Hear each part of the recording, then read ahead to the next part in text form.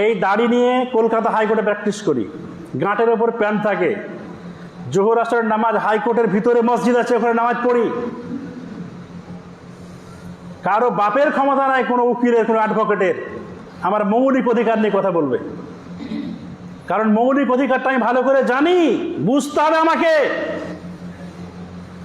আমার ধর্ম পালনের ব্যাপারে কারো আঙুল তোলার অধিকার নেই, কারো ক্ষমতা নেই, কোনো জাস্টিসের নেই, কোনো মুখ্যমন্ত্রী নেই, প্রধানমন্ত্রী হোক আর যে কোনো পদাধিকারী হোক না কেন। মৌলিক অধিকার এমন একটা জিনিস, এর বিষয়ে হস্তক্ষেপ করার, আঙুল তোলার কার অধিকার নেই। আজকে যদি আমাদের নিজেদের অধিকারটা আমরা জানতাম, তাহলে ধর্ম পালন করতে বাধা কোথায়? কে বাধা দিচ্ছে?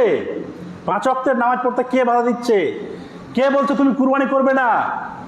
বর্তমান পরিস্থিতিতে আমরাই নিজেদের ইসলামের দুর্নাম করেছি, ইসলামের মান সম্মান আমরাই নিজেরা নষ্ট করেছি।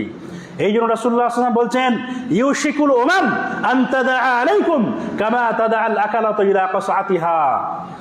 পৃথিবীর যারা অমুসলিম আছে তারা তোমাদের কি করবে? ছিঁড়ে খাবে সব দিক থেকে, সব দিক থেকে। ওই যে দস্তরখানা যেরকম আমরা খাবার খাই, দেখবেন সৌদি আরব যারা গিয়েছেন একটা থালাতে বা দস্তরখানায় গোল করে বসে সবাই সব দিক থেকে খাবার খায়। অনুরূপভাবে অমুসলিমরা কি করবে? তোমাদেরকে ছিঁড়ে খাবে। ইউশিকুল উমাম আন তাদআ আলাইকুম কামা তাদআ আল আকালাতু ইলা কাসআতিহা। হাদিস সহিহ সূত্রে প্রমাণিত। বর্তমান পরিস্থিতিতে আমাদের ধর্ম পালনের ক্ষেত্রে প্রতিবন্ধকতা কি অমুসলিমরা, বিজেপি সরকার, নাকি আমরা নিজেরাই? এটাকে সমীক্ষা করতে হবে। আমি কতটা ধর্ম পালন করি নিজে, আমার পরিবার কিভাবে পরিচালিত হচ্ছে। আমি তো হয়তো জান্নাত থেকে মনে হচ্ছে পালিয়ে এসেছি, টুপি পাঞ্জা পাঞ্জাবি পরে চলে আসছে নামাজ পড়তে, কিন্তু আমার ছেলেটা বাড়িতে ঘুমাচ্ছে, বৌমাটা বাড়িতে ঘুমাচ্ছে, মেয়েটা ঘুমাচ্ছে, বউটা ঘুমাচ্ছে, আর আমি ভাবছি কি যে আমি একাই নামাজ পড়ে জান্নাতে চলে যাব, জান্নাতুল ফিরদাউস। সম্ভব নয়। রব্বানা আরিনাল্লাযাইনা আযাল্লানা মিনাল জিন্নি ওয়াল ইনস। বলবে কি? জিন এবং এই মানুষ আল্লাহর কাছে অভিযোগ করবে, আল্লাহ তাহতা আকদামিনা লিয়াকুনা মিনাল আসফালিন। তুমি তো জাহান্নামে দিচ্ছ আমাদেরকে, ঠিক আছে, কিন্তু ওদেরকে আমরা যতক্ষণ পর্যন্ত পদপিষ্ট না করব, ওদেরকে আমরা পায়ের নিচে খিঁচে তারপরে জাহান্নামে যাব। এই কথা বলবে, কোরআনে আছে এই কথা। কারণটা কি? ও নিজে নামাজ পড়েছে, ভাবছে একাই জান্নাতে চলে যাব, কিন্তু আমাদেরকে বলেনি নামাজ পড়ার জন্য। আমি পাপ কাজ করেছি, আমাকে নিষেধ করেনি। কখন নিষেধ করেছি আমরা? যখন বয়স হয়ে গেছে, বিয়ে হয়ে গেছে, নামাজ পড়ে না, একটু বিয়ে হয়তো নামাজ পড়ে লজ্জা লাগছে, নামাজ পড়ে না, তখন কি করি? নামাজের জন্য বলি, নামাজের জন্য বলি। তখন হবে? একটা কঞ্চি, একটা বাঁশ যখন পাকা হয়ে যাবে, শুকনো হয়ে যাবে, তখন তো আর ওকে নিজের মতো করেই করা যাবে না, গঠন করা যাবে না, বাঁকা করা যাবে না, শার্ট করা যাবে না, লম্বা করা যাবে না। কাঁচা অবস্থাতেই যে কোনো রকমভাবে তাকে তার আকৃতি বিকৃতি পরিবর্তন করা যায়, ওই অবস্থাতে পরিবর্তন। কিন্তু যখন বড় হয়ে গেল, বিয়ে হয়ে গেল, তারপরে পরিবর্তন করতে যাচ্ছেন, মৌলভী সাহেবকে এসে বলছেন, মাওলানা সাহেবকে এসে বলছেন যে আমার ছেলেটা নামাজ পড়ে না গো, কথা টথা কি শুনে না, বদমাশ হয়ে গিয়েছে, তখন তার কথা শুনবে না।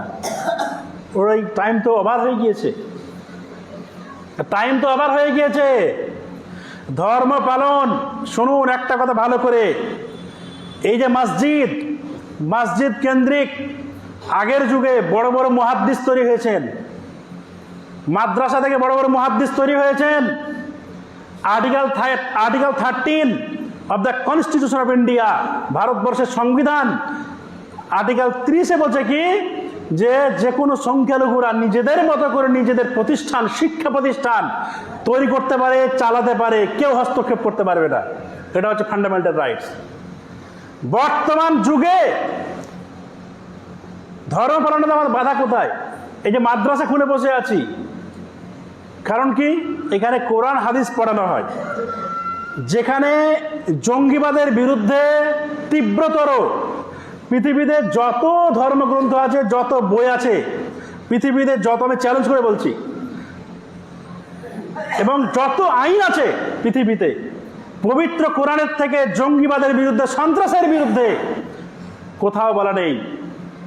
কারণ আমি নিজে এই সম্পর্কে একটা বিস্তারিত আর্টিকেল লিখেছি, প্রবন্ধ লেখা আছে, আমার বক্তব্য রয়েছে 1.5 ঘন্টার। ইসলামের সন্ত্রাসের বিরুদ্ধে অবস্থান পবিত্র কোরআনের থেকে পৃথিবীর কোনো ধর্মগ্রন্থে, কোনো আইনে, কোনো বইয়ে জঙ্গিবাদের বিরুদ্ধে বলা হয়নি।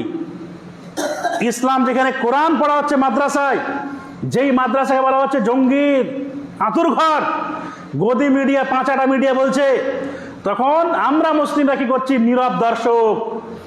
নীরব দর্শক মানে চুপচাপ কুম্ভকর্ণের মতো মাদ্রাসা শিক্ষক, ছাত্র, কমিটি এবং মুসলিম সমাজ আমরা শুয়ে থাকি, ঘুমন্ত অবস্থা থাকি কুম্ভকর্ণের মতো।